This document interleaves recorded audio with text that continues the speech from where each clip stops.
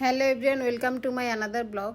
তো সবাই কেমন আছো? সবাইকে ঈদ মোবারক। সবার ঈদ কেমন কাটলো সবাই কমেন্ট করো। এবং আমার তো আলহামদুলিল্লাহ অনেক ভালো ঈদ কেটেছে, যদিও ঈদে কোথাও ঘুরতে যাই নাই।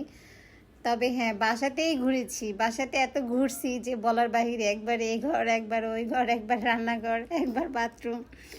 যাই হোক, রান্নাঘরে ঘুরতে ঘুরতে আমার দিন চলে যায়। এবং কার কার বেশিরভাগ সময় কোথায় ঘুরতে দিন চলে যায় সবাই কমেন্ট করো। এবং আমার বেশিরভাগ সময় কাটে রান্নাঘরে, যেহেতু আমি রান্না করতে খুবই পছন্দ করি বিশেষ করে।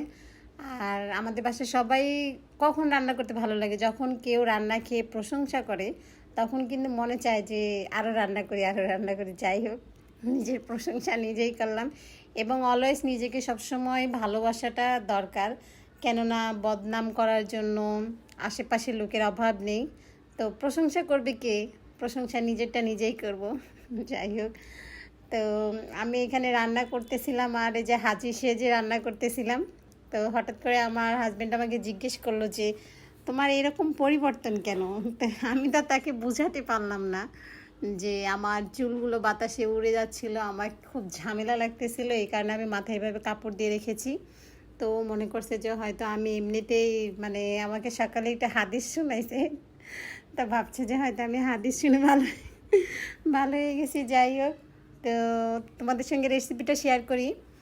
তো কুরবানি ঈদের সময় হয় কি, অনেকগুলো মাংস আমরা পাই। তো ওই মাংসগুলো, শুধু মাংস যেগুলা পাই বলতে কি, অনেকে কুরবানি দেয়, তোমরা আবার ভেবো না যে যাই হোক, তো মাংসগুলো আমার খেতে ভালো লাগে না, শুধু একদম মাংস হাড় ছাড়া। তো এই মাংসগুলো আমি সুন্দর করে ম্যারিনেট করে 3-4 দিন, একদম 4-5 দিন টানা জ্বালাইছি। জাল দিতে দিতে তারপরে মাংসগুলো একাই খুলে গেছে। তা আগের আমলে যাদের ফ্রিজ ছিল না, মা খালাদের ক্ষেত্রে আমরা দেখছি আমার মারা এগুলো করছে। দেন হচ্ছে আমি মাংসটা সুন্দর করে সিদ্ধ করে নিয়ে তারপরে হচ্ছে এরকম, এটা কিন্তু আমি হাতেও ভাঙিনি বা যে খুন্তি দিয়ে যে প্রেশার দেওয়া তাও না, এটা একাই খুলে গেছে। অলরেডি আমি কিন্তু ঈদের আজ কতদিন হয়ে গেছে, তো 7 দিন তো হবেই।